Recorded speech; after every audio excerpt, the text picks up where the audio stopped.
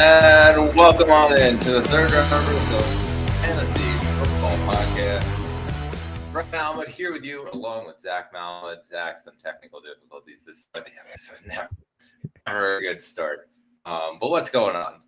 Yeah, I was gonna say scared me for a little bit there. I could have held it down for a little while, Brett, but I was waiting for you to return. But I'm doing well, Brett. I mean, we had some really good Thanksgiving football games. In the end, I was expecting like disaster from those three games as well as the Black Friday game. But in the end, they actually turned out all right. However, we're still in New York and the Giants still suck, so that's a bit of a problem. Yeah, not really great at all. Please subscribe to us on YouTube, wherever you get your podcast, and give us a thumbs up. Zach, let's jump right into some Thanksgiving action, followed by some Black Friday action before we look ahead. So we start out in Detroit. Got to be one of the worst endings to a game in the history of football. Chicago has the ball, chance to tie. They're in field goal range or just out of field goal range. And Caleb Williams takes a sack with 32 seconds left. Clock runs out, and they had timeout, and they could have used it. Matt Eberflus defending his decision, and Caleb Williams, smartly saying it's the coach's decision on when the timeouts are taken. And yeah, it ends up resulting in Matt Eberflus losing his job, which I think is probably the most notable thing that comes out of this game. And Chicago Bears fans are rejoicing because it just seemed like they were trying to get this guy out the door for a long time. But before the debacle, it looked like the Bears offense actually was pretty good. They gave Detroit a really good run for their money there. And you talk about DJ Moore, you talk about Keenan Allen and the contributions that they made, 5 catches for Keenan Allen for 73 yards, scores 2 times.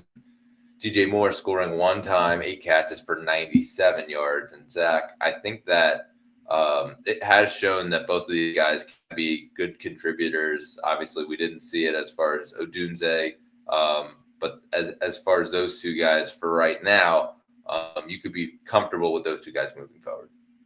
Yeah, 100%, Brett. And I'm going to just specifically just touch on Caleb Williams because obviously they've had their struggles, and they fire the play caller. They just try and figure things out and switch things around. And he's actually been so much better, Brett.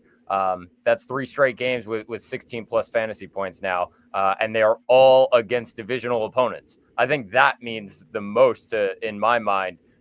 Because it just tells you, obviously, they may not be the best team in those games, but he's still going to find ways to rack up yards and get things done against some good defenses. Minnesota, Detroit in the last 2 games, and obviously Green Bay the week before that. I mean, yeah, they're throwing the ball a lot, but obviously they're still getting the job done, as is Caleb Williams, and especially in this one, adding the touchdowns to it. Yeah, 3 passing touchdowns in the end for Caleb. Also used his legs a fair amount.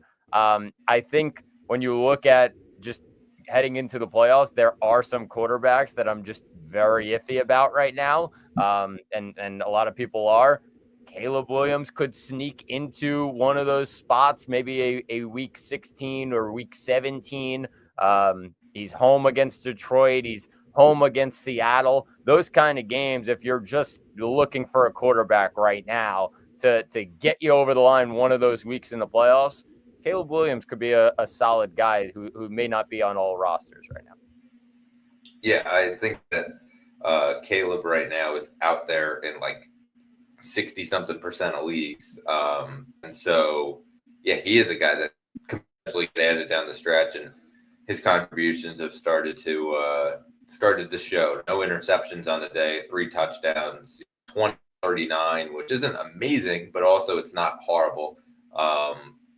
And so, yeah, and he had a couple carries on the day. And so I think the only thing that really kind of irked me about Chicago, other than how that game ended, was DeAndre Swift. He just couldn't get it going. 11 carries, only 39 yards. Tough matchup coming up next week now. And so with San Francisco, followed by Minnesota. And so as we start to head into what will be likely the final week in a lot of leagues here in the regular season, heading into the first week of the playoffs, it's not an amazing, ink on this, what was a pretty good season for him. Yeah, 100%, Brett. I think when you look at Swift, though, like the matchup was insanely hard. Obviously, Detroit, even without Hutchinson and a couple of other guys that they've lost throughout the year, like their run defense is clearly, in my mind, the best in football. So, wasn't expecting too much here from Swift. Obviously, in the end, he only gets just under 10 fantasy points. So, something that he'll have to improve on. Yeah, some tough matchups coming up. So, I'm not freaking out just yet, but maybe he falls into probably flex consideration rather than sitting in RB2 range. But that's about it for Swift. He's still getting those carries, and Roschon Johnson was out for a lot of the game. He went out with a concussion, Brett. So if Roschon Johnson's hurt as well, Swift should get some really, really important carries. So not really too worried there. On the other side, it was Detroit who was victorious. And again, I think that if this game probably could have went to overtime at least if Detroit didn't win it in there. But yeah, it was a little nervy for the end there for them. I think that the big takeaways for me, number one, Sam Laporta is just a red zone target again. When they get down there, Laporta is going to be the guy that he looks at. Scores twice, only 3 catches for 6 yards. Didn't matter, still scored twice. Montgomery, 21 carries to Gibbs' 9. I think also was a little notable. Really was just game script. I think that they saw that Chicago wasn't really, it was almost like they were playing on the outside, waiting for the running backs to hit on the outsides. And so they said, okay, well, we'll just pound you up the middle. And it worked, 21 carries, 88 yards. He did have 3 catches as well, David Montgomery. And so, a pretty good output for him. Didn't get in the end zone. For the Gibbs owner, I understand where you might be disappointed, but at the same time, we live in and we move on. Just wasn't a game script for him. We've seen that over the last 2 years now.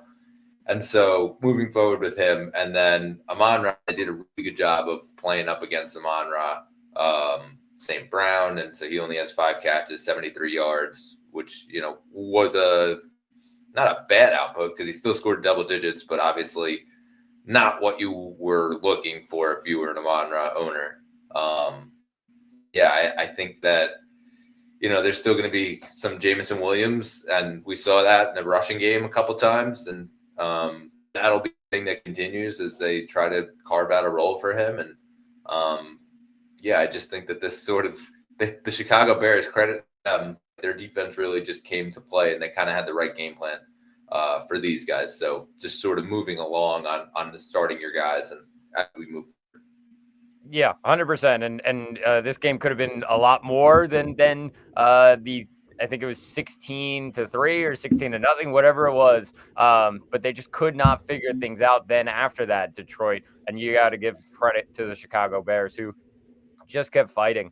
I really just kept fighting against a powerhouse of an offense. Laporta gets the 2 touchdowns, and that hurts, I feel like, all the rest of the players' days.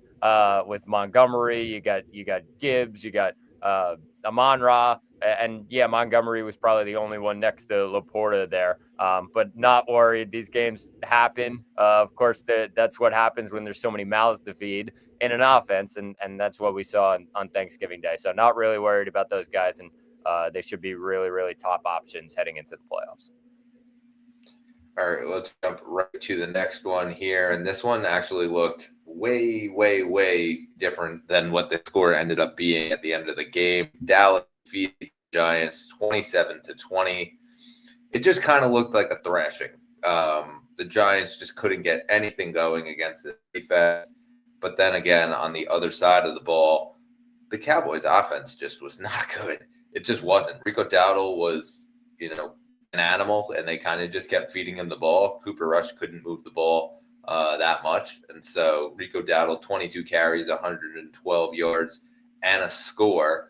And that was kind of the name of the game here. And the Giants, credit to them. They did a good job of defending against CeeDee Lamb, doubling him on almost every route, sometimes even tripling him. And so he only gets 2 catches, 39 yards, and not a big output there. And it looked like he was banged up in the second half when this game was kind of over, even though the score says otherwise. The game was kind of done.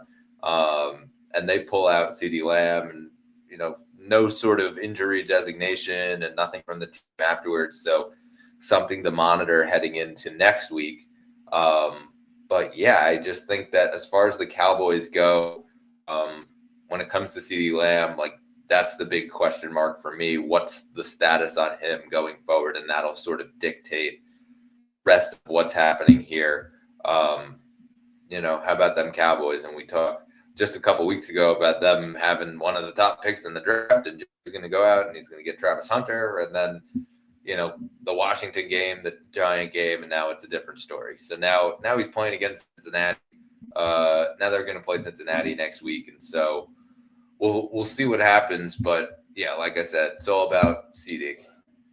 Yeah, my thing on CeeDee is you said it. He doesn't look like he's really on 100%. And I think that's the problem right now for Lamb owners who are just watching him. And he gets those 2 catches, Brett. He could have had 5 on any other day, just because he drops 3 of them. Just right in his hands, and just he's just not healthy right now. And I think for that reason, we're seeing a different CeeDee Lamb. Obviously, the Cowboys are in a spot now where it's like, all right, well, CeeDee didn't play well, but it doesn't matter because we won the game.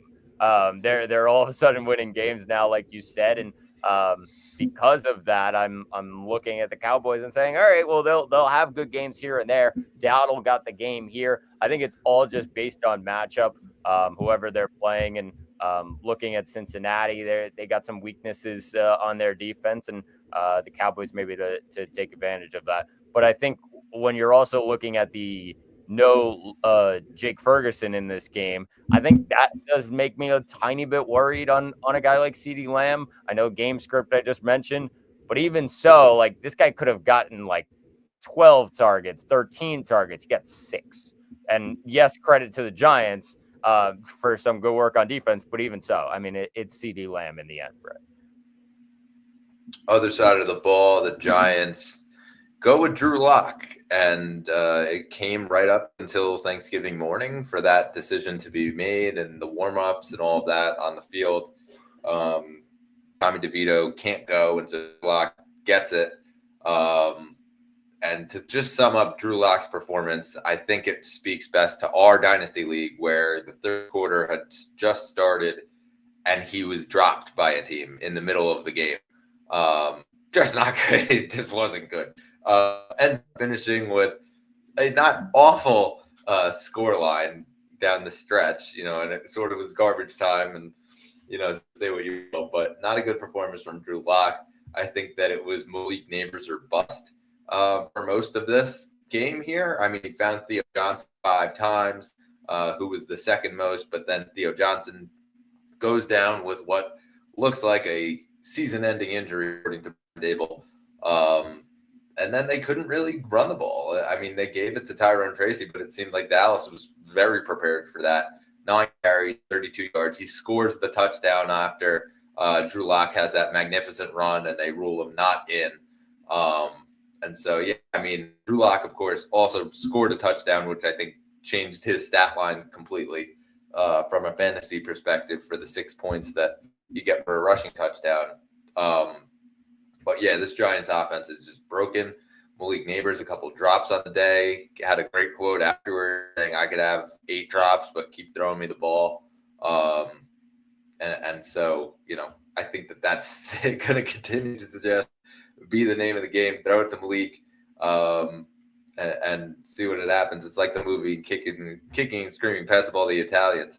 That is just their bread and butter here. Just keep getting it to Malik. I think that you and I talked on Thanksgiving because we watched this game together. Theo Johnson, this is not good news for Theo Johnson that he's out for the rest of the year. It looked like the coaching staff might be out. Looks like the general manager could potentially be out.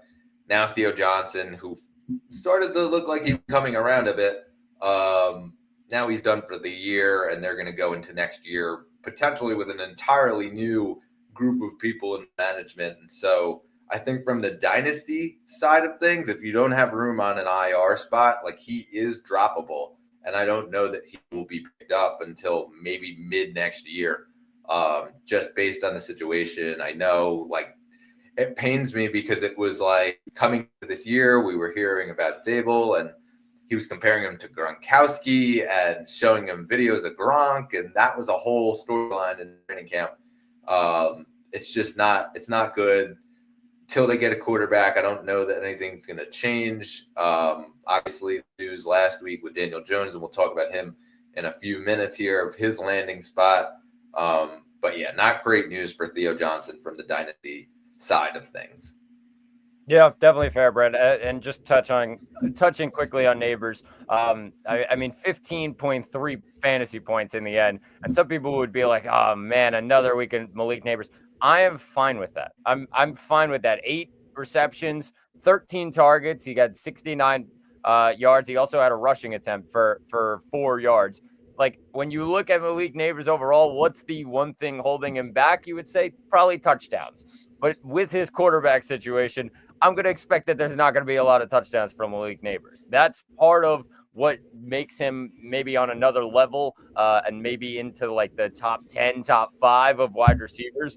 But the volume, in my mind, getting that volume, getting that target share, that's really enough for me to say, all right, this guy's in my lineup each and every week. There was a lot of people who were wondering, maybe Malik Neighbors, just what's going on, and maybe to go a different way. I'm still believing in Malik Neighbors, even with a different quarterback. They're going to throw him the ball a ton. And even though he has some drops, like, he's going to catch the ball a ton and rack up a lot of fantasy points. So I'm not really too worried. Yeah, and, obviously you talk about the draft and upcoming stuff. Like, unless the Giants go out and sign some wide receivers, like, Malik Neighbors is going to be the focal point. They're not going to go out and draft some top level receiver. You figure they're going to go after a quarterback if one doesn't become available, because I don't know that there's going to be any sort of aging quarterback that'll let the Giants have this opportunity to go after another receiver at the top of the draft. So that's sort of where I see it. Let's move on to the next game here, the nighttime game. Green Bay defeating Miami 30-17, going to the Packers. I mean, Josh Jacobs, it really looked like it was going to be an early sort of struggle as far as the rushing, because they were able to stop him from the rush. He still got 19 carries, only 43 yards, though, ends up getting a score. But I think really it was through the air. He had 4 catches, 74 yards, broke off that long run. That was sort of the bread and butter that ended up being a fantasy win for him this week. You take a look around at some of the other guys. Jaden Reed gets into the end zone twice, and I think that he clearly is the number one guy, and he also had an end around for 23 yards that looked pretty nice. Tucker Kraft continuing to make contributions, 6 catches for 78 yards.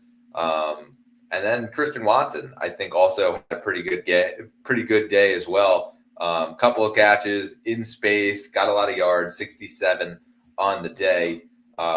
It's kind of interesting going between him and Wicks, and we talk about this pretty much every week when we're making our picks here, where you don't exactly know who's going to be that second guy from the receiver room. Is it going to be Watson? Is it going to be Wicks? Is it going to be Dobbs? Obviously, Dobbs didn't play on Thursday, but it kind of just become Tucker Kraft, I think.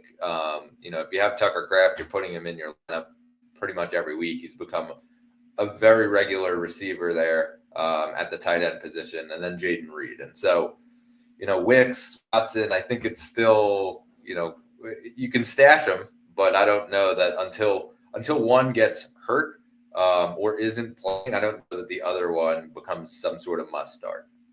Yeah, I agree with you. And I mean, this game really, Brett, was just simply all about the running backs and what they were able to do. These two guys and Josh Jacobs on Green Bay's end and Devon Achane on the other end.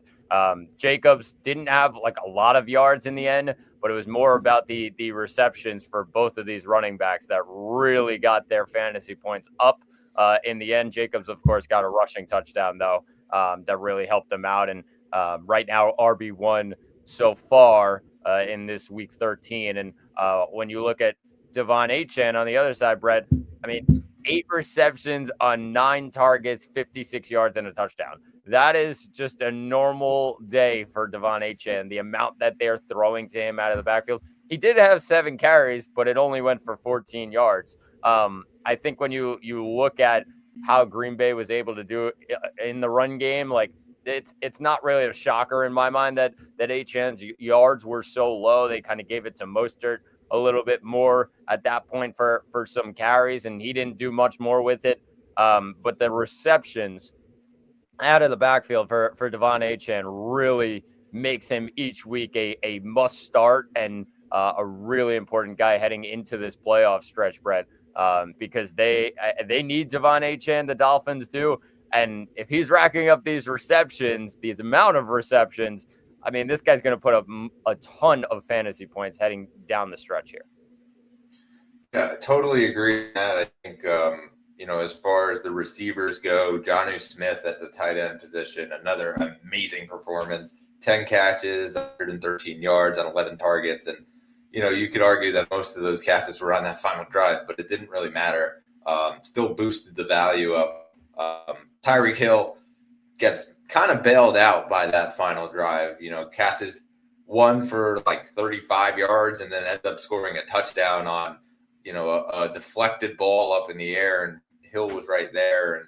And still easy as the Tyreek Hill owner, somebody who traded for Tyreek Hill down the stretch of their season. And so, he finishes with 20 points.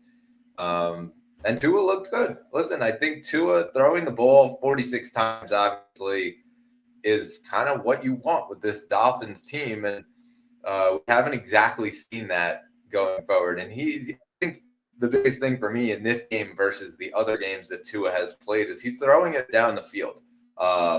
He hasn't actually done that much. He's kind of looking for Tyreek Hill on a dump off, Tyreek Hill 5 yards out. Achane 5 yards out, and this one kind of was, okay, let's look downfield, especially when it was late in the game. They were down, they were trying to score, end up getting the touchdown. Obviously it was garbage time, so it didn't matter, but it did matter from the Tyreek standpoint. And then Jalen Waddle also, I thought, had an okay performance, and he's still getting double-digit fantasy points each week. 4 catches, 53 yards, and can't feed everybody. That's all I'll really say about that. You can't feed everybody. Raheem Mostert only gets, he gets 5 carries, which is a lot, but it only goes for 19 yards. And so you kind of just are like, okay, he's maybe a drop candidate now. Not a ton of confidence of him moving forward unless you have him almost as an insurance policy on an Achane. But yeah, I think the Dolphins are going to just continue to fight, even though they lost this one, and it is going to be a tougher task ahead of them. I still think that this offense is going to be fine, and I think that Tyreek is still going to play throughout the regular season here. Yeah, 100% agree with you, bro. All right, so let's jump to the final game, and it was yesterday's game, and another crazy ending. Las Vegas Raiders, looking to take the fight to Kansas City, and there's a chance that they can take them out with a field goal, and they're driving down the field, and center snaps the ball. Aiden O'Connell, who had the start, does not see the ball, and the ball is fumbled. Kansas City jumps on it. Looks like they may have called a false start, and there's a lot of video of the referee running in, doing this false start.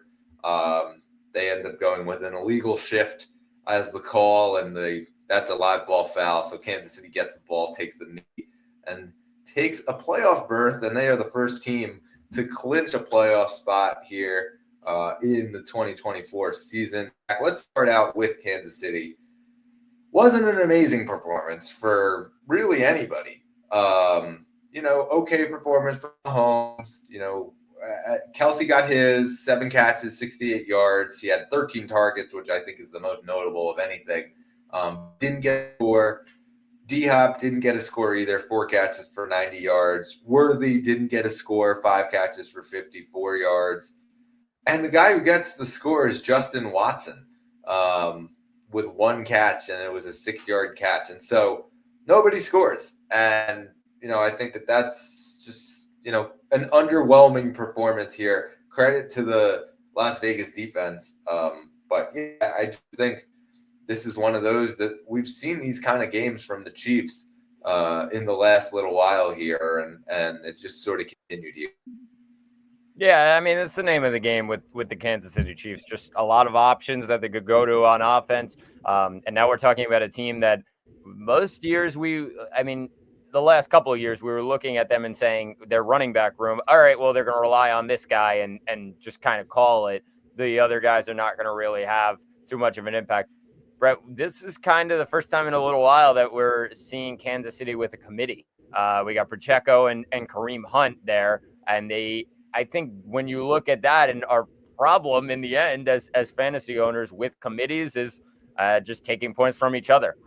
They both didn't have great days in the end. Vegas did a good job of stopping them, although Pacheco broke a bit of a big one later in the game. But other than that, it was pretty straightforward for Las Vegas in the run game and just controlling those two guys. But I think when you look at this Chiefs offense, that's kind of what you have to expect. There's a lot of options. They're going to do whatever it takes to win games, whether that's just settling for field goals in the end rather than going for it on 4th down. It's simple as that kind of deal in my mind, Brett. Still a really good offense and still so many great options heading into the playoffs. But looking at it, Kelsey could have had some balls that him and Mahomes were not on the same page on a couple of them towards the second half. The first half, Kelsey was phenomenal. You're expecting an all-time day. And then the guy on the other side goes, no, I'm going to take the all-time day and go after it. But yeah, as for the Chiefs, it's you kind of have to expect it. Just so many options and so many mouths to feed that there's going to be some days where not everybody gets it, and really nobody ends up getting really elite fantasy points. Yeah, and I think that, when you look at as far as that running back split, it just scares me going forward. And, when I was in trade discussions a few weeks ago, when I ended up making a 1-1 trade, Tyreek Hill for David Montgomery. The owner on the other side, he had both of those guys. And, I'm honest when I go into a trade negotiation. I basically just flat out said, I don't know that either one of those guys is going to end up pushing it over for you, which is why you should accept this trade. Ends up kind of working out that way. And I think that going forward, Kansas City only cares about wins. They don't care about your fantasy team. Sorry to hear it, but sorry to say it, I should say. But I think that going forward, it's going to be a straight split. And they're going to use these guys, not kind of how Chubb was used when he was used with Kareem Hunt, but it's almost like having 2 Kareem Hunts on the same team. That's kind of how they're going to play it, and that's kind of how it looked. It's Vegas, and so moving forward, it's a little bit scary as far as the running backs, but I would have pivoted. If you didn't pivot, then good luck to you. Yeah, I mean, and you're talking about that team that you traded with. Yeah, I ended up playing them this week, so I appreciate that. Yeah. That's a good week for me so far. So definitely excited about that one. Brett, I'll take it to Vegas. I think there's just one story about Vegas, and you have to talk about him. It's Brock Bowers. He is absolutely phenomenal. 14 targets he got in this game, and they're just really going to their top guy and saying, all right, take us somewhere. And he did wonders for this Vegas offense and allowing them to go up against a really tough Chiefs defense and just continue to get through them. Whether it was tough catches, he made a sick one-handed catch heading downfield, Brett, that really helped out as well. That was a 33-yard catch in the end. He also got the touchdown, which all of a sudden there's a breakdown and Brock Bowers right there falls into the end zone. So in the end, 10 receptions, 140 yards, and a touchdown. They also even gave him a rushing attempt because why not? He can do it all. This guy is the top tight end in fantasy football right now, Brett, and somebody that's going to be a big contributor heading into the playoffs. Even with the injury to Gardner Minshew and Aiden O'Connell coming in, like it did not matter. They're still slinging the ball to Brock Bowers. They're also slinging the ball to Jakobi Meyers, who's been really consistent over the last couple of weeks. And they're fine with that. That's just how Vegas's offense is going to work. And if they continue to do that, I mean, hopefully the wins will start packing up. But I think the game plan is simple. Just get it to those guys because the run game is a bit weaker right now for Vegas, Brett. Yeah, totally fair. I think that, we saw Amir Abdullah come in. We saw Sincere McCormick come in as well. And, I don't know that you can put much stock into either one of those guys or Madison or Zamir White even. When any of them come back, it's sort of just this endless, rotating door of here's, we're just going to kind of keep feeding everyone. And so you can't really put any stock except for in Brock Bowers, Jakobi Meyers as well. I think Aiden O'Connell actually had a really good game. Gets to be the starter now moving forward. And, a very good super flex option here as we head into the playoffs into any of those leagues. And so that's sort of where I see it. Yeah, Brock Bowers, I saw a tweet while this game was happening of how would the New York Jets look different had they picked Brock Bowers instead of Olu Fashanu. I don't know. I just think the owner may have changed what the course of Olu's career is, and obviously firing Joe Douglas, and so we don't totally have to get into that, but yeah, obviously if they had him and then they also made the Devontae trade, it would be a pretty elite offense. Yeah, it would in the end, but obviously a sad life we have here as Jet fans. Yeah, totally. All right, so now moving over to the other side of town where the New York Giants cut Daniel Jones. He goes out and he signs. There was a lot of rumors about him going to Vegas as a potential option as a starter. He ends up signing with the Vikings. And so Zach, just, quickly here on Daniel Jones's front, he gets to be the backup here for Sam Darnold. In the event that Sam Darnold goes down, it's a good time for him to come in, and it's a playoff team and potentially can get that opportunity. And I think it's also notable that they don't have anybody signed to a contract next year except for J.J. McCarthy. And so it could potentially be a tryout opportunity for Daniel Jones. Don't know exactly if, J.J. is going to be ready in time. We saw a lot of reports over the last couple of weeks about a setback. And so we don't know if he's going to be ready in time for the start of next year. Could potentially get Daniel Jones on the cheap. We've seen Kevin O'Connell resurrect some quarterbacks here. And so I think that there is an opportunity for Daniel Jones here to potentially be the starter heading into next year. And obviously, some insurance policy here for this year. That's fair. Yeah. No, I think it all depends. Obviously, Jones's contract is, I think, till the end of this season, if I'm correct. Yeah. So it'll be a decision then after by Minnesota if he's good to continue and good to continue to be there. I think this was a great move for Daniel Jones. One of the best spots that you could possibly go. And shout out to our dad here, Brett, who was we were talking to him about it. It was more of just like the quarterback whisperers and the great head coaches that really just create really good quarterbacks in the end. I think one of these places is Minnesota. I mean, you've seen what Kevin O'Connell's been able to do with Sam Darnold, and when nobody said, and when everybody said maybe Minnesota is going to drop towards the bottom of their division, they're not going to be great this year, and all of a sudden Minnesota is like a game or two away from the postseason, Brett. So just tells you how good of a coach in the end Kevin O'Connell is, and it's definitely a good spot in my mind for Daniel Jones. Yeah, Sam Darnold clearly looking like a resurrection of a career that looked like it was dead in the water.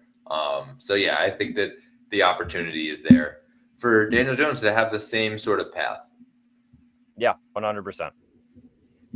All right, so some news that came out early this morning, actually, is that James Conner has signed a 2-year extension with the Arizona Cardinals. Zach, a lot of banter as far as Trey Benson and his future. What is your thought as far as giving Conner 2 years here? I think it just kind of proves that James Conner still has it, and that, yeah, they drafted a guy like Trey Benson and just get some insurance policies in the end. I think when you look at James Conner, this year's proven he's still James Conner. He's still fine. He's still running the ball rapid. Like he's really still in prime form. And when you look at those running backs and the cliff that comes, still giving them 2-year extensions and keeping them, it means a lot here, Brett. James Conner, really consistent, like I said, so far this year. The only thing that we always have a problem with James Conner is the injuries. He just has an injury bug that he'll miss a couple games here or there, and it's kind of fallen off in a couple years before this. But when you look at this now, and he's had a really good year, to give him another 2 years, especially with the draft pick from last year, I think it's a good sign for Conner dynasty owners. Yeah, I agree. I think that, Connor's dynasty owners are probably sitting pretty right now. And obviously Trey Benson is still out there, and that'll still be a thing. And they're going to try to get some sort of, Sonic and Knuckles thing that they got going in Detroit. And we've seen how successful they can be with that. And so obviously the stability of bringing back a guy like James Conner doesn't look like he's breaking down. He's kind of just riding being an oldie essentially in the league. And so hopefully the two of them can get that sort of bread and butter going forward like they did in Detroit. Let's get to a fan question here, a viewer question from Keith. Who do I flex? Taysom Hill, Nick Chubb, Gus Edwards, or Khalil Shakir? PPR league. Brett, you're actually not going to like me here. I think Taysom Hill is actually the best option of those four based on how this offense is rolling right now and how their play calling is going. I do think for a week or two kind of deal, and you throw in a flex kind of deal, it's Taysom Hill in my mind, who just recently has been phenomenal. They don't have really any wide receivers to throw the ball to. They just have Kamara and Taysom Hill and say, all right, take us to the promised land, and a deep shot to MVS that comes once in a while. That's really it right now. And for that reason, Brett, I would say Hill's probably the best option. The other three, you got Chubb, who hasn't been at his best. You got Edwards, who's coming in because of the injury to J.K. Dobbins. And I don't think he'll get really any passing output. So that really takes away the PPR value in my mind. And Shakir's got a tough matchup against San Francisco. I think that game might end up being low scoring. So especially because of the weather as well. I think when you look at it, Taysom Hill is probably the best option there in the dome against the Rams. Took the words out of my mouth. I think the weather is going to play a big factor here for Khalil Shakir. And so I agree with you actually on this one. I think Taysom Hill is probably the best option. And it really comes down to, when I was looking at this list, I was like, okay, Chubb or Taysom Hill. I think Chubb, while he looked pretty okay last week with the amount of carries, he really couldn't do anything except for within the 1 yard line. He scored 2 touchdowns. So I think it kind of was an outlier as far as his scores here.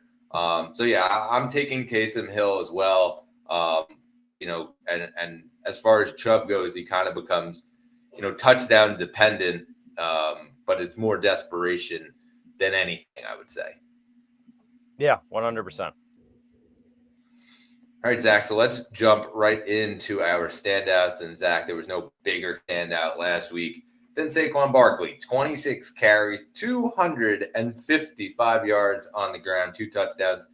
Ends up getting 4 catches in the air for 47 yards, and it's the most yards from scrimmage by a running back. And it was amazing to watch, 46 points in standard PPR formats, and the leagues that have the bonuses, it jumped to even higher. Just an unbelievable performance. Yeah, and we're sitting there on Sunday night and saying, "Oh my God, we're watching a top 10 rushing performance in NFL history." It's like top 7, I think it was, Brett. Like, it's just phenomenal. There's no words to describe how good Saquon Barkley is at football. He's unbelievable, and we'll leave the New York talk out of it. Philly going out, getting him, adding him to this offense, and just really making a fair amount of this offense surrounding Saquon Barkley. Like, I mean, they had, of course, all of those guys, and Saquon came last, but this offense now pretty much runs through Saquon Barkley, Brett. If Saquon's having a good day, I mean, they're rolling. If Saquon's having a bad day, yes, they still have Jalen Hurts, but it obviously, in my mind, just takes a little bit out of this offense, and maybe it's a bit low scoring from them in those kind of games. Saquon Barkley is this offense right now, and rightfully so. He's showing it right now, and I think, Brett, just each and every week we probably just have standouts, and I think Saquon Barkley is just going to be on here every single week. Yeah, I think this was the second week in a row we had him, and we've had him a handful of times now in this as one of the top scorers in all of fantasy, and yeah, that's just kind of gonna continue. And we were talking about a trade that was made in our league last week, and it got brought back up the other day. Saquon basically getting shipped to one team in our dynasty league, and how it just basically put them even further into contention here. That they're one of the best teams right now, strictly based on the fact that they have Saquon Barkley, and they kind of took a beating to one of the worst teams in our league, and so I just think that it's gonna, going forward, having Saquon on your team, like, he's just a league winner. He's beating teams on his own. Yeah, 100%. And obviously it's a painful one for that owner that let him go in the offseason. So definitely a big week for him, and we'll get to his matchup coming up. Yeah.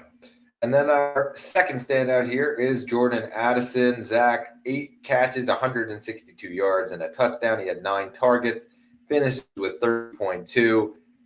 And you're a Jordan Addison owner who looked at potentially trading Jordan Addison, ended up holding on to him, and now I think in the last few weeks of just total production, you're pretty happy. Yeah, all I needed was 2 weeks, Brett, and now my entire mind has changed on Jordan Addison, so that works. So I'm very happy right now, and now all of a sudden the guy that I was expecting to see in each and every week is now finally here. Of course, it wasn't that great of a week in week 11, but then he really stepped it up in week 12.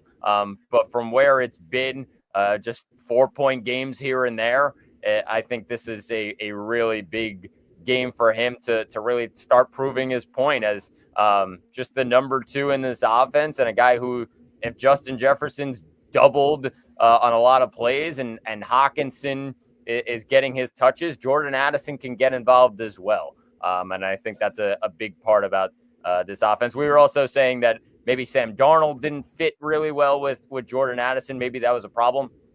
The last couple of weeks told us, all right, well, they're just trying to get the ball to him now. Even with Sam Darnold, he's passing the ball really well to him in the end. So that really stands out, and a good sign for a young player in Jordan Addison. Double-digit fantasy points in 3 of the last 4 weeks for Addison. And so, yeah, definitely has turned a corner there. And Zach, let's jump to our final standout here as we head into week 13. And our standout from week 12 is Courtland Sutton. 8 catches, 97 yards, scores twice, and he finishes with 29.7 standard PPR points. This Broncos offense has been very good. And I think that, the focal point obviously is Bo Nix. But the one who has reaped the benefits is Courtland Sutton. being able to get himself downfield, get himself into open space over the middle. He sort of just has been everywhere for this Denver team. And, again, he's reaping the benefits. Yeah, really. And Bo Nix is playing very well right now, really, really controlling this offense. Great. And when you look at their schedule coming up, Brett, I think this is just going to continue. I mean, they are rolling through teams right now, and they have some pretty easy matchups coming up in and around the bye. I mean, they finish off this week. We'll talk about it against Cleveland, but then you got Indy, the Chargers, and Cincinnati for the playoffs. I mean, he's going to rack up a ton of fantasy points if they're able to continue to throw the ball to him. So a very good sign for him. All right, let's jump into the Sunday slate here, and we start out in Cincinnati as the Pittsburgh Steelers take on the Cincinnati Bengals. Zach, let's start out first with the Pittsburgh Steelers, where it looks like Russell Wilson is yet again just sort of on that super flex border.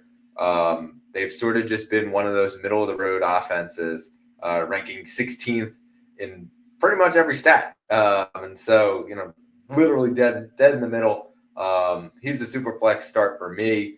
I think you kind of have to split Jaylen Warren and Najee Harris as a, low end running back 2, high end running back 3. And, we talked a few weeks ago about how I thought Warren was droppable. Obviously, you were the one who scooped him up, so credit to you. Because now I think he is once again startable. And so, yeah, you put him in that range.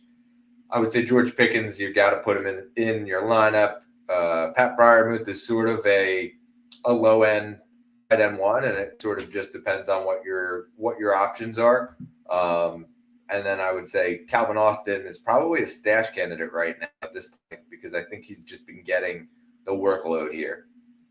Yeah, definitely fair and agree on all fronts. I think when you look at just the main guys and here it's been a little up and down for Najee. He's had some good games and then he's also had some weaker games. I think when you look at the matchup overall and in Cincinnati, it could be a bit tougher for this Pittsburgh offense to get stuff going.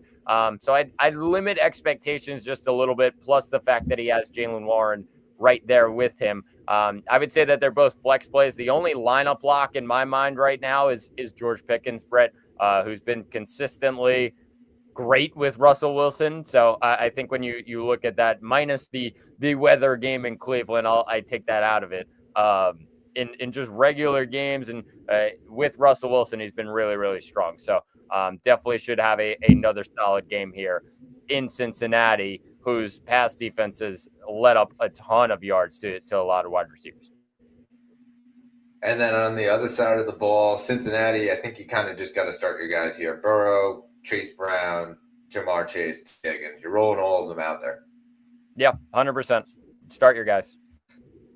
All right, so another one that I'm probably just going to say start your guys, Atlanta Falcons, as they take on the LA Chargers. Zach, Kirk Cousins is probably, for me, a super flex start in most leagues, and, he hasn't really pushed himself into the upper echelon.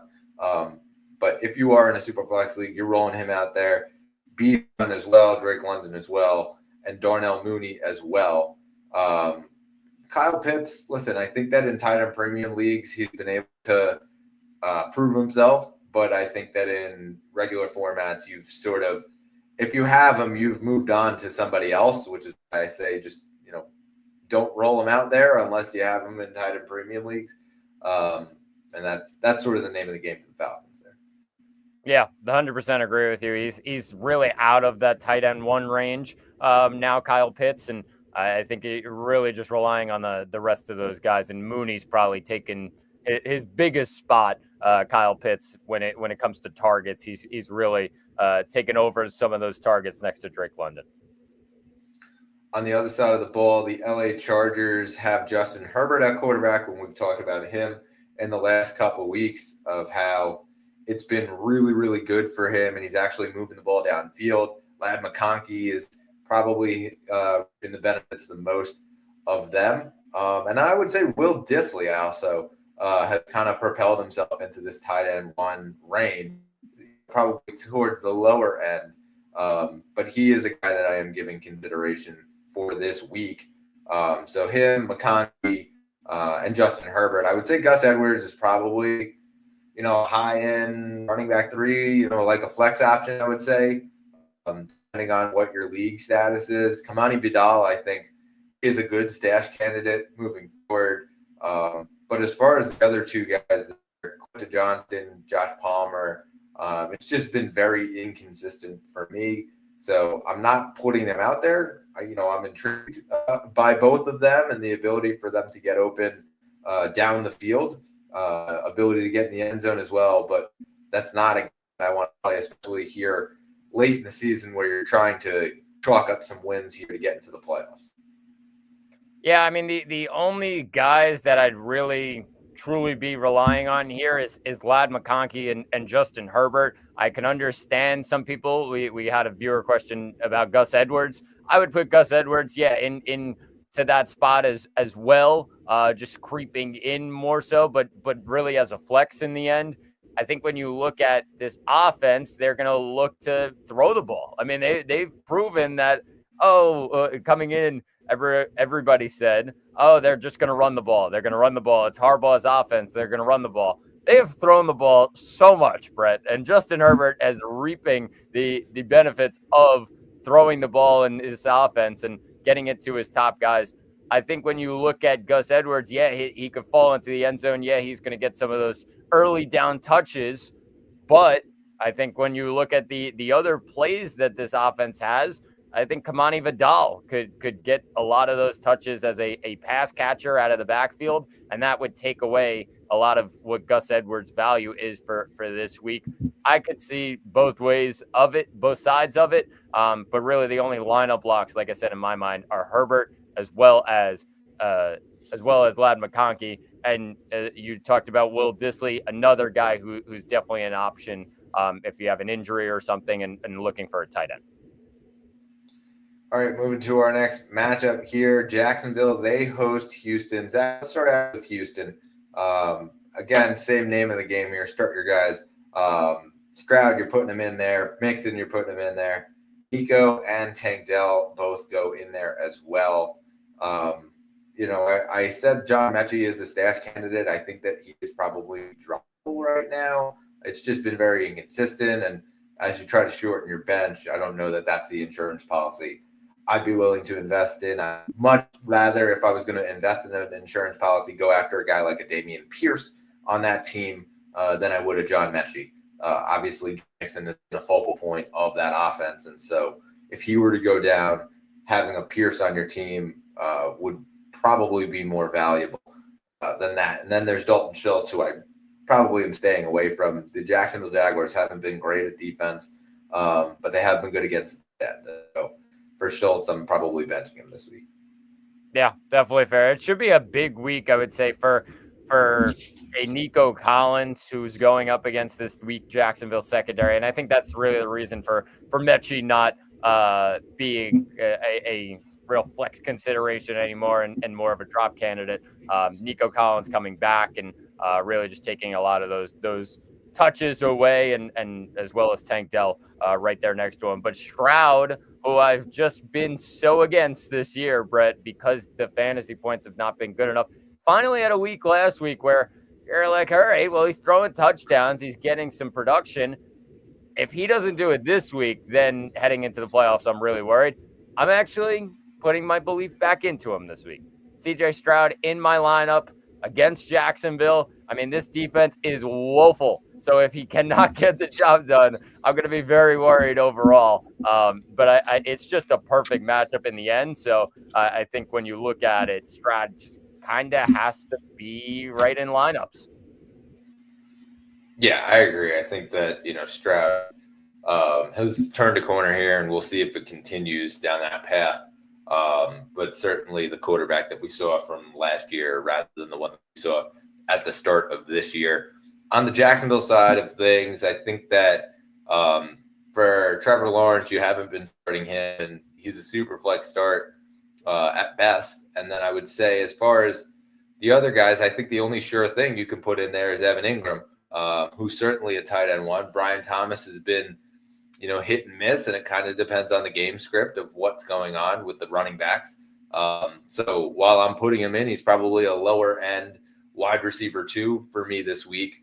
And then I would say, as far as the running backs go, you're playing ETN if you have him, but you're nervous because I think Tank Bigsby has worked himself right into that load, and I think it's going to continue. And so for me, I mean, I'll talk about Tank Bigsby in a little bit, but I think the end is sort of coming for Travis Etienne, and it's coming quicker than people are expecting here.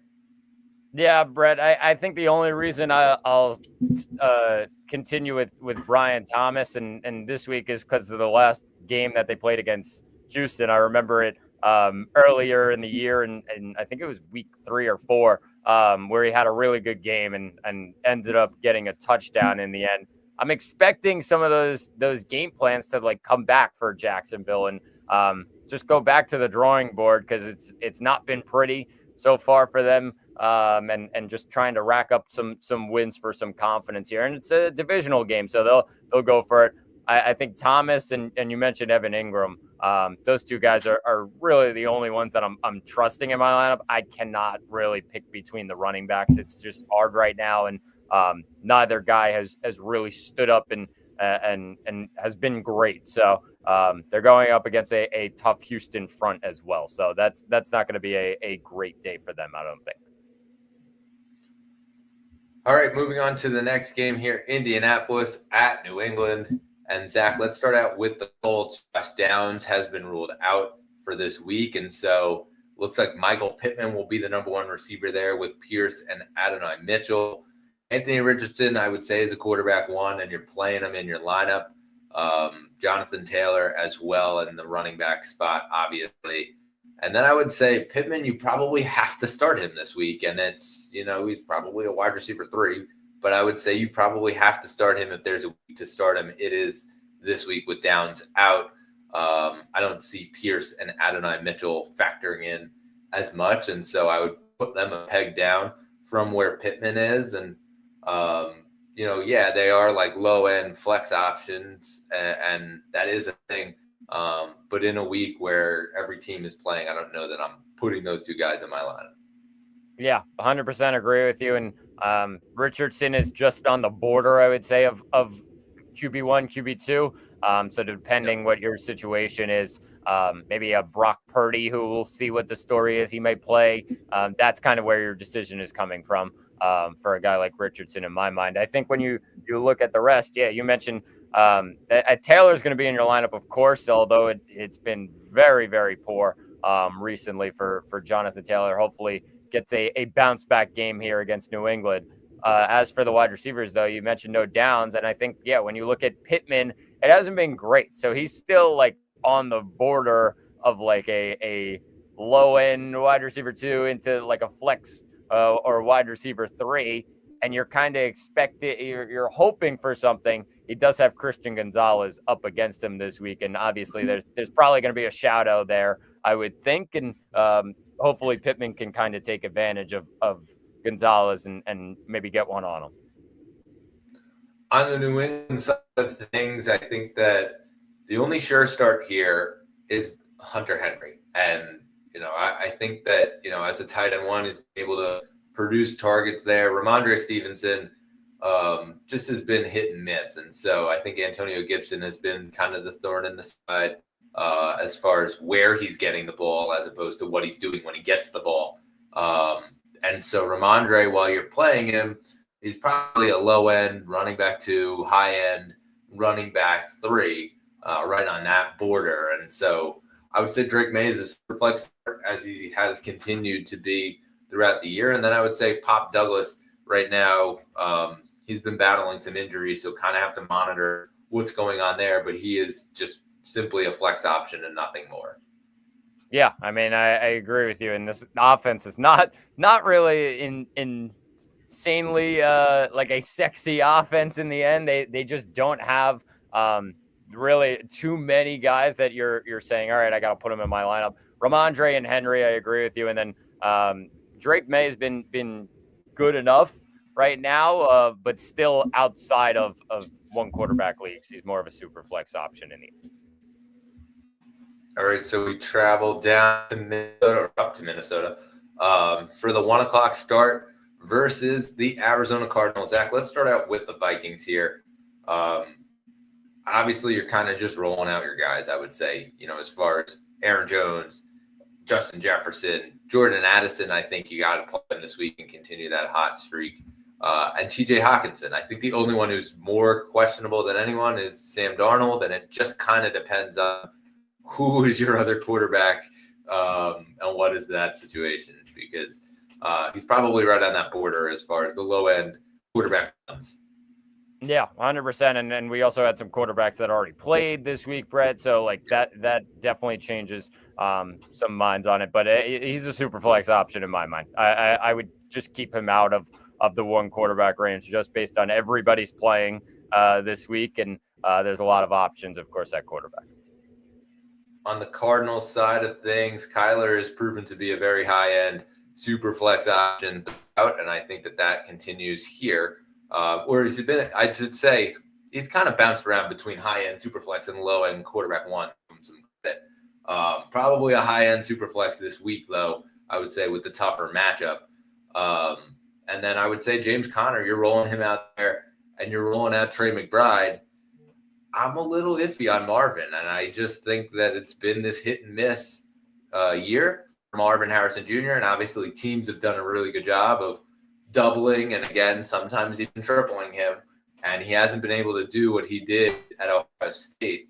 And so for me, he's a flex option, and high-end wide receiver 3, you could call him. It's a flex option nonetheless, I think. And Trey Benson, I would say, I would only add him if I'm a James Conner owner and he's out there, just for the insurance policy, but nothing more. I don't know that he's been making too big of an impact to change my mind on that. Yeah, I mean, tough decisions here. And obviously Marv has not been not lived up to expectations just yet, especially in this offense. And it's a tough decision. So something to look at, definitely. But based on your guys and your options in the end, some of these guys, like we said, have already played. That'll make your decision a bit easier on Marvin Harrison Jr. And the matchup up in Minnesota could be a long day in the end. So we'll see what happens. All right, to our next game here, the Tennessee Titans take on the Washington Commanders. And Zach, let's start out with Washington. Jaden Daniels, you're putting them in your lineup. Zach Ertz, I think, belongs there as well, and so does Terry McLaurin. As far as the running backs room goes, Austin Eckler has been ruled out, and Brian Robinson, who was dealing with an injury early in the week, avoids injury designation, so he will be full go. I think you probably have to put Brian Robinson in your lineup. I saw a lot of love for Jeremy Nichols this week as the potential number 2 guy. I'm not sure I totally buy it. I'm just kind of staying away from that as well. And then I also saw a lot of love for Noah Brown. And I'm not shying away from it in deeper leagues. I don't know that I'm putting him in a regular 10 or 12 team league, though. But I would say in those deeper leagues, Noah Brown will have some value.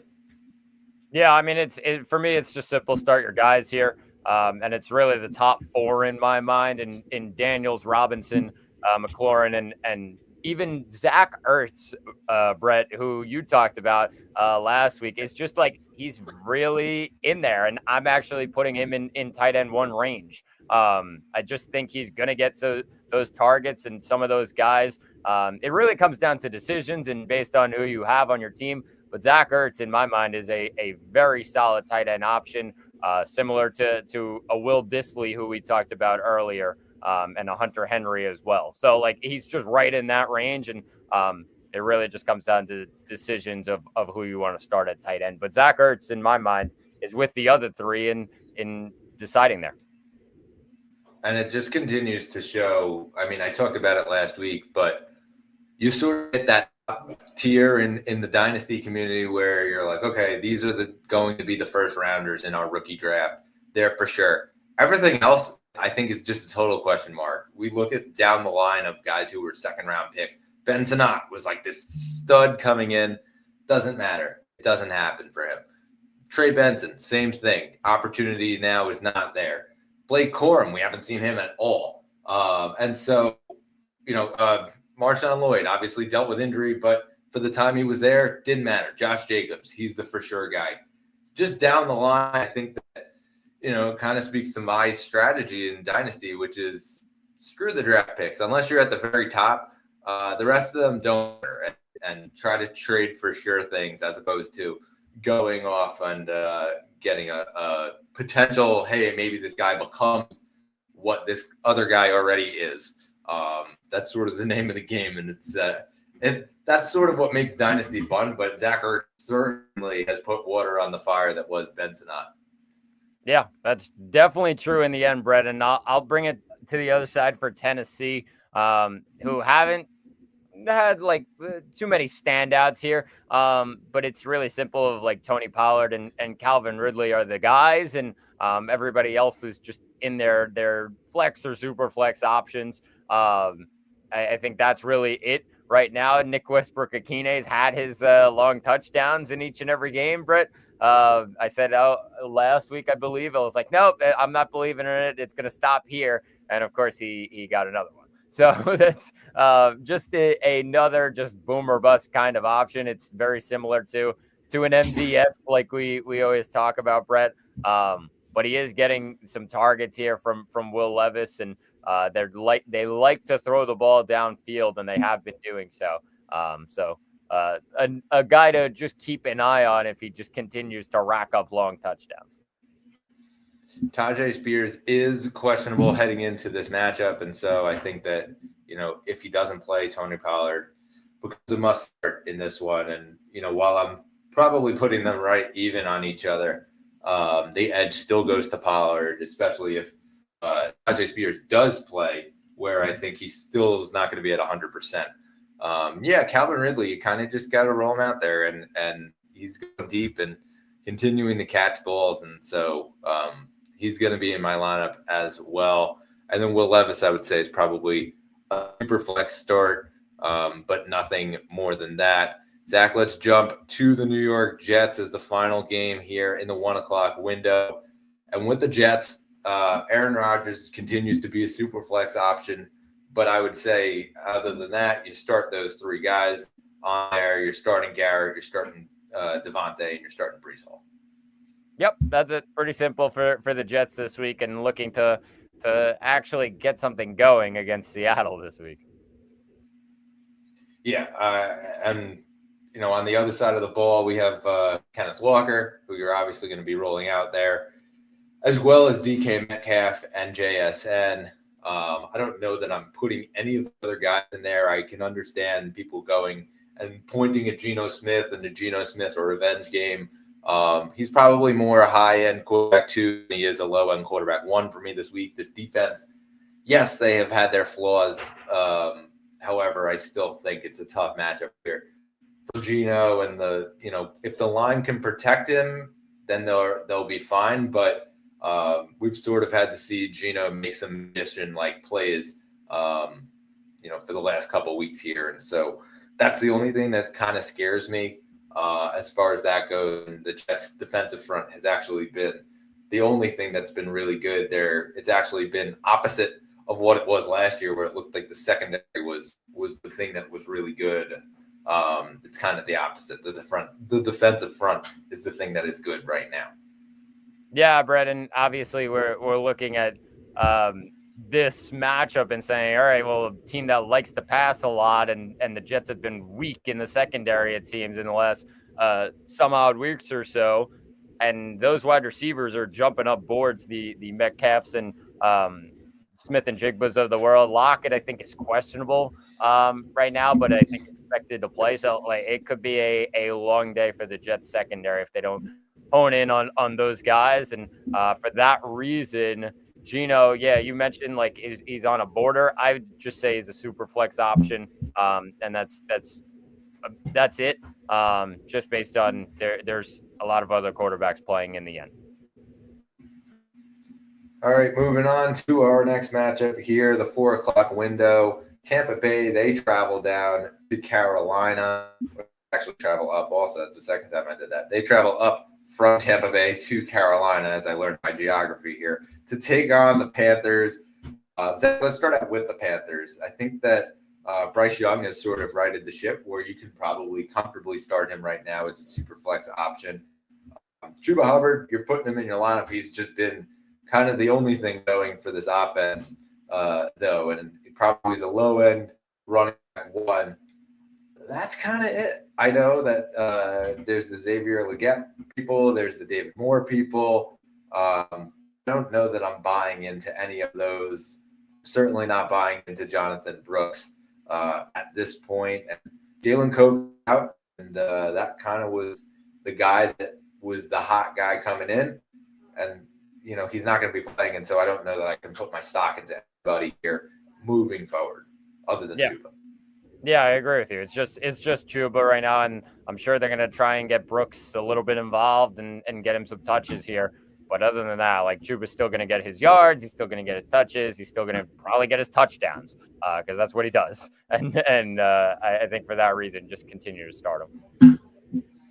Other side of the field, Baker Mayfield, a low-end quarterback one, I would say, heading into this week. And the only reason I would downtick him is because teams have just annihilated the Panthers early this year. And if it gets to that point, then I don't know that we will see the sort of output in the second half from Baker that we could have seen if it's a closer game. And so I kind of put an asterisk on his low-end quarterback one. Kind of just depends on the game script. And so with that, I think it could be a really big day for both Bucky Irving and Rachaad White, both probably running back twos here. Mike Evans, you're rolling him out there as well. And then Cade Otton, I would say as well. You're putting him out there. Another guy who has just continued to be bread and butter here for Baker Mayfield. And yeah, I think as far as the rest of the guys go, Jalen McMillan, you're staying away from him. Another guy who a second round option there in Dynasty, as I just alluded to a few minutes ago. And Sterling Shepard as well. I think you're staying away from him. Yeah, simple. Start your guys. You mentioned Mayfield, the two running backs, and then Evans and Otton. And a game against Carolina is always a big one, I feel like, for Tampa Bay. So we'll see what happens this weekend. All right, so moving on to New Orleans, and they will host the LA Rams. Zach, let's start out with the Rams. I think that, this is a week where Matt Stafford probably factors in as your quarterback one. I think that there's been some hit and miss weeks. This could be a big hit. Talking about the potential of a shootout game, both defenses have been pretty shaky. Both offenses have been really good. And so, yeah, I think I'm rolling him out there as well. Rolling out the two receivers, Puka and Cooper Kupp. And then I think just Kyren Williams, and that's it. I think it's just kind of start your guys here. Yeah, very simple. Williams and the two receivers. And then, you mentioned Stafford. I think you can kind of go both ways on what you're thinking, and obviously decisions in the end on it. You could have one side of, he's got all of his guys, and the offense has been rolling right now. You could also look at New Orleans defense not being that strong. I think also the one thing that would hold me back is in the dome. I think we talk about it all the time, Brett. Although New Orleans is just bad at some points on defense, it seems that they just get on their home field and get in the dome, and all of a sudden this is like a brand new defense each and every year. So that's the one thing that would hold me back. But even so, I think this week especially, Stafford's got his guys out there, and it should be pretty straightforward for the Rams. On the other side of it, I think it's the same thing here. You're starting your guys here, and for me, that includes Taysom Hill this week. Derek Carr, Alvin Kamara, or I would say Alvin Kamara and Taysom Hill. Derek Carr is a super flex. Sorry to the Derek Carr fans who just got very excited about me saying that. No, Kamara and Taysom Hill are must starts this week, I think. 1,000%. That's really the only two that I'm looking at for this week for New Orleans, and in a matchup against the Rams defense, who's been bad. To put it lightly, they've been bad this year. So one that those two guys can definitely take advantage of. This is going to be one of those weeks where Taysom Hill scores like 3 points, and then we're going to go back to just absolutely bombing on him. Exactly. As it should be. Yes, the wild ride that is Taysom Hill. But I think that this could be a week where he continues that ride. LA has just been, like I said, very shaky at defense. Yeah, 100%. All right, so let's jump to the last of the 425 games here. Actually, only one game at 425, Philadelphia at Baltimore. This is going to be an absolute battle between Saquon Barkley and Derrick Henry here. Let's start out on the Eagles side. You're just kind of rolling everybody out there. You're rolling Saquon out there. You're rolling Jalen Hurts, A.J. Brown, Devonta Smith, and Dallas Goedert. Yeah, I agree with you. And for these two teams, it's more about like just getting your main guys involved and really nothing too special there. All the guys you mentioned, yeah, all in lineups this week. And then on the other side, Lamar Jackson, of course, is going to be a start. Derrick Henry is a must start as well. I would say Mark Andrews has propelled himself back right into tight end one territory, and the touchdowns obviously help with that. Isaiah Likely kind of taking a back seat here. And, from the dynasty standpoint, he's still a stash candidate and still will likely get some targets there. And then I would say Zay Flowers, you're probably just putting him out there. Justice Hill, I think, is a really good stash candidate, and he's still out there in a bunch of leagues.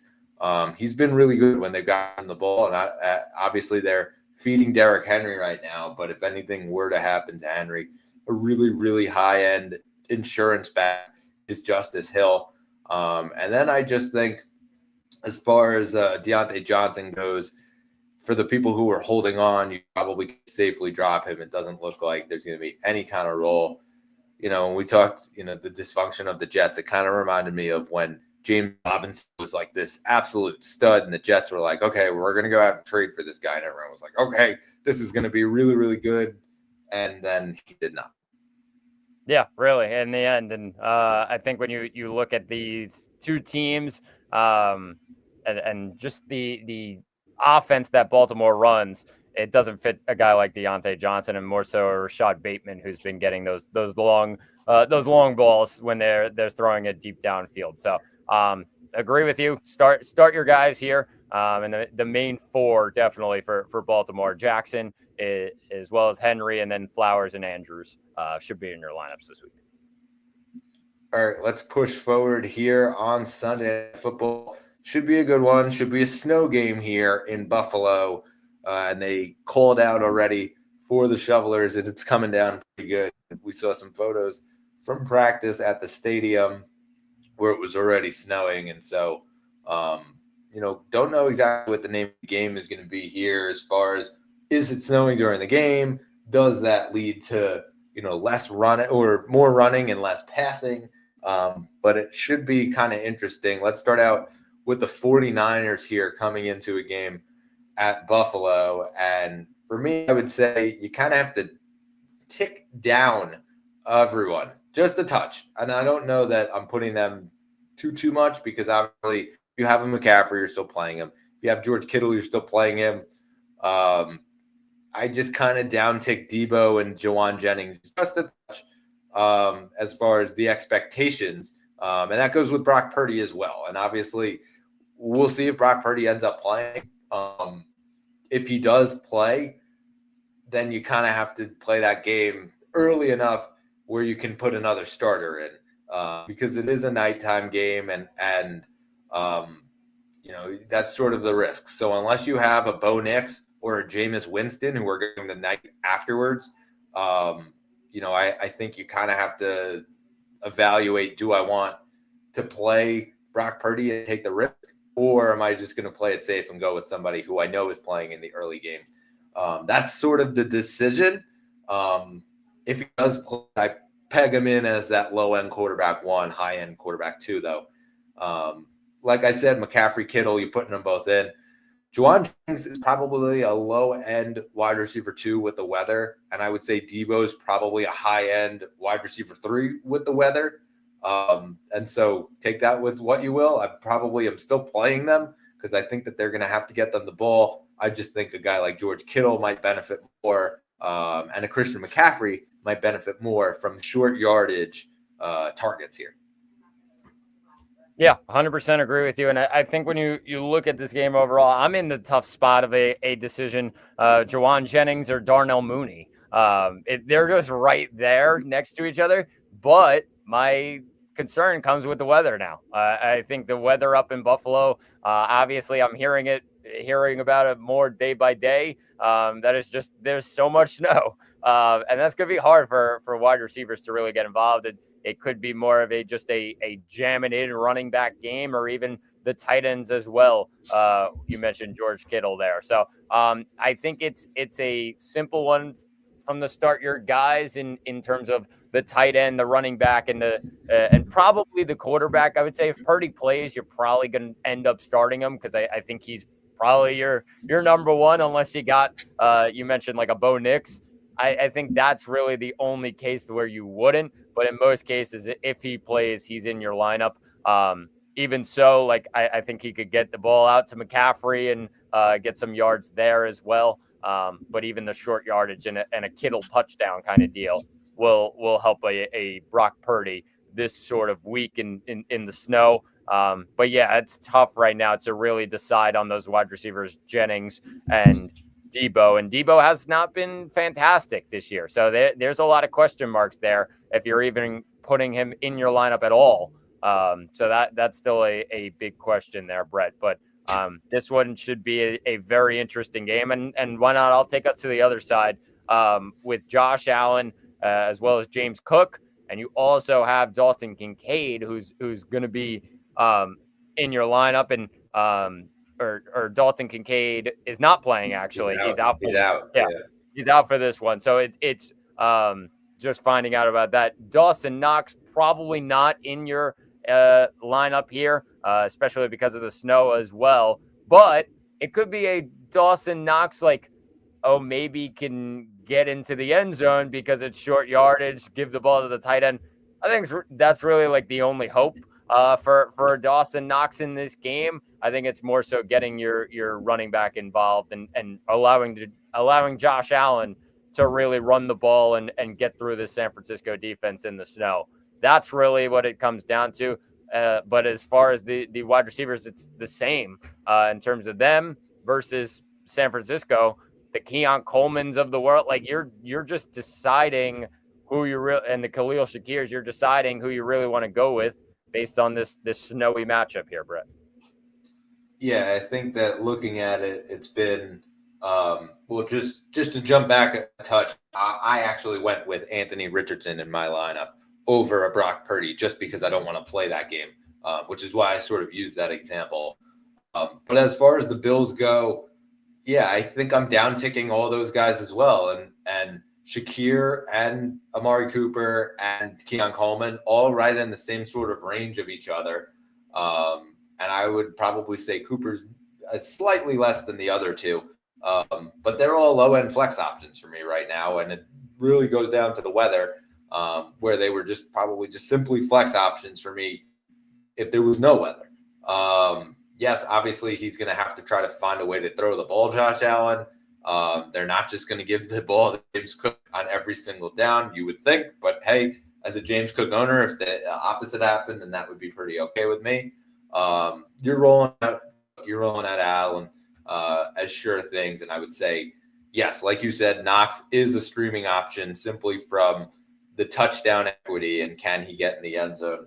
And what's the situation in your league, and is there any other guy that's out there? Yeah, 100% agree with you.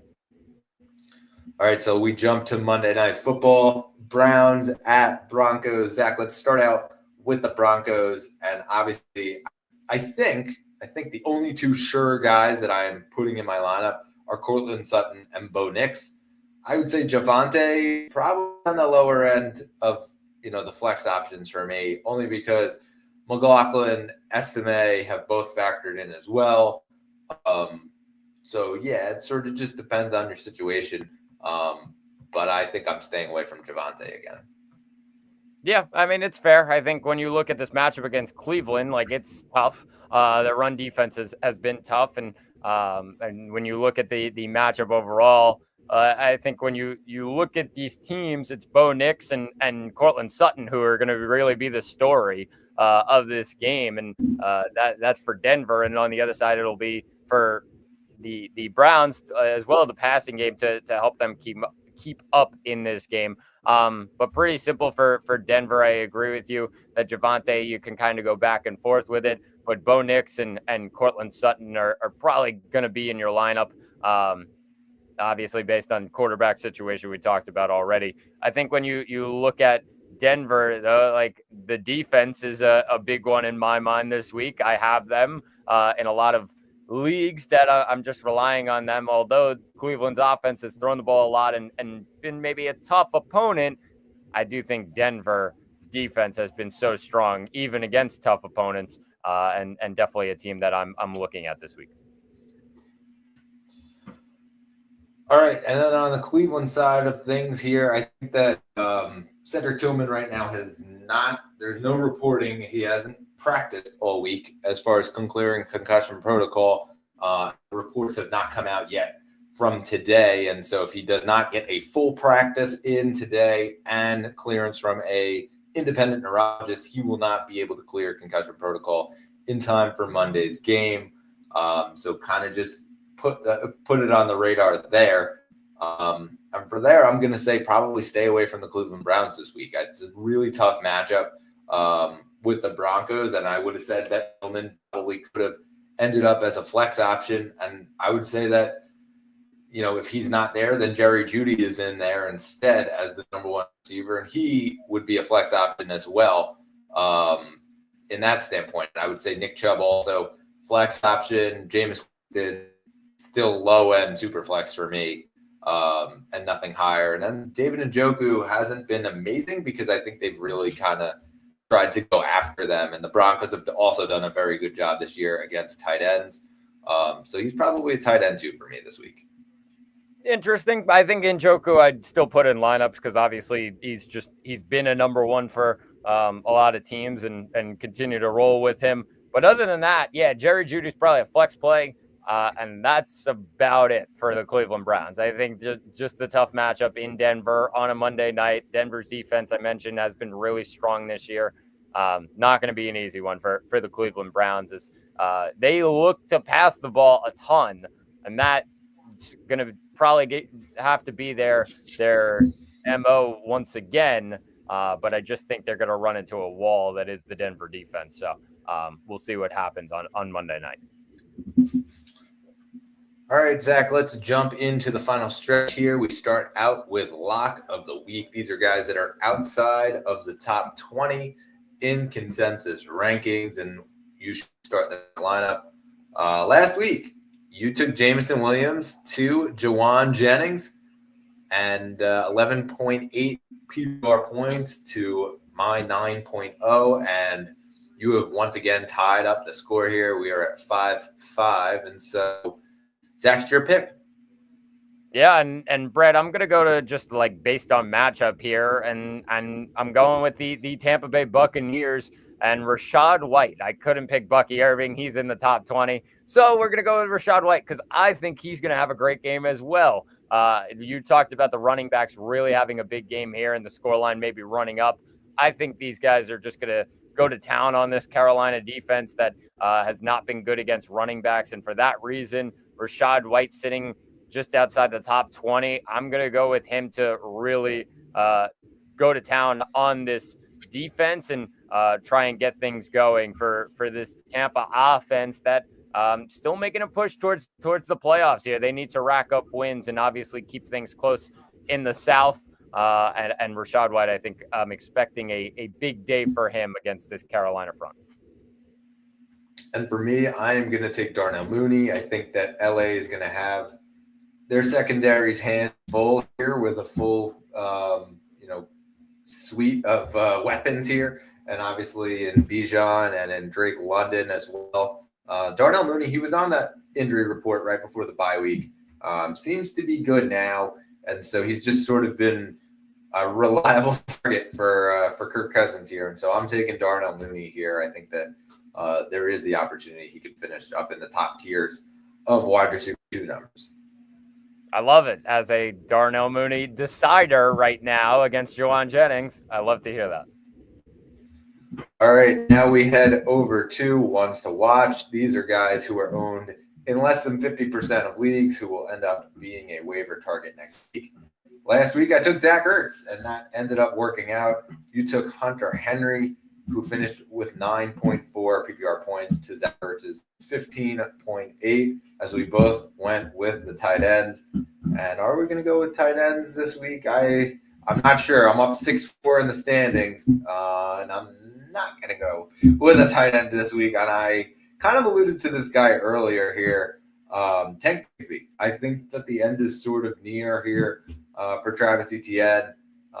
Bigsby out there. He's only owned in 43% of leagues, a guy that certainly should be picked up as we head down into the playoff stretch here, because I think that as this workload starts to grow more and more, and Etienne's value sort of goes and diminishes a little bit more, Bigsby's going to have a significant role here down the stretch. And for him to be out there in 57% of leagues speaks volumes.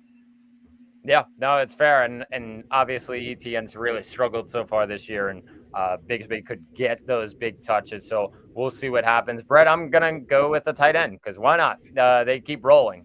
There's a lot of guys that just continue to roll at the tight end position, and I'll keep going with them. Zach Ertz last week, Hunter Henry last week. Why not? Make it the third guy that I talked about, Will Dissly. In that group and really deciding on who to play. Like, Will Dissly is a really solid option, I believe, now in this offense that they're loving throwing the ball, because obviously the entire game plan for the defense should be, oh, you got to guard the run. You got to stop the run. It's a Harbaugh game. They got to stop the run. All of a sudden now J.K. Dobbins is out. Yeah, they're going to continue to run, but I think they're going to throw the ball a little bit more. Los Angeles will. And for that reason, Will Dissly, next to a guy like Glad McConkey, could get those targets and rack up some fantasy points. So I'm going to go with Will Dissly. Next couple of weeks, it should be a good one for Dissly in this offense and continue to roll in the passing game.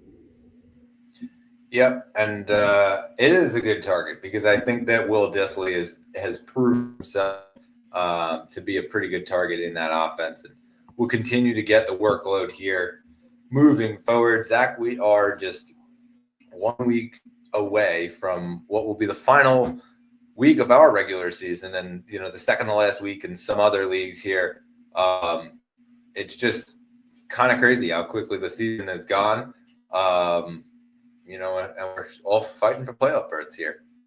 Yeah, Brett. I mean, a great time of the year. However, it's coming down to the wire in some of my leagues, and I know you're thinking the same league, just trying to get into the playoffs. It's all it takes. Just find a way in and figure stuff out from there. I got a big week this week, so I'm going to keep an eye on that. Yeah, it's a little bit nervy for me. I'm playing what is the worst team in our league, and I'm down right now, and it's, so we'll see what happens. Another Buy-Mageddon coming in next week, and we will make sure that you are prepared for that one. And, hopefully, knock on wood, can clinch a playoff spot in your league, can clinch a bye week. If that is the case as well, subscribe to us on YouTube, wherever you go. In the words of Aaron Rodgers, that is darkness on the ground. We'll rise it again. For Zach Malman, I'm Brett Malman. This has been the Third Round Reversal Fantasy Football Podcast. We'll catch you on the next one.